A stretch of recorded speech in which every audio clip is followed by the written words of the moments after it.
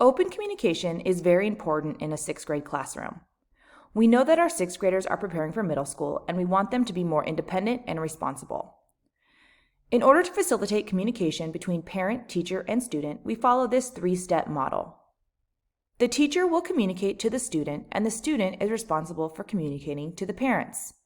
This also works in the other direction, where we ask parents to communicate to the student, and then the students should communicate to the teacher.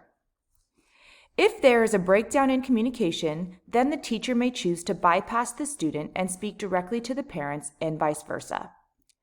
However, we strongly recommend parents encourage their child to come to us with a concern or problem directly.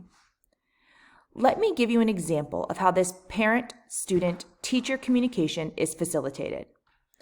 Let's say the student is unhappy with the grade that they received on an assignment. The student should come to the teacher to discuss possible options rather than a parent sending an email to the teacher.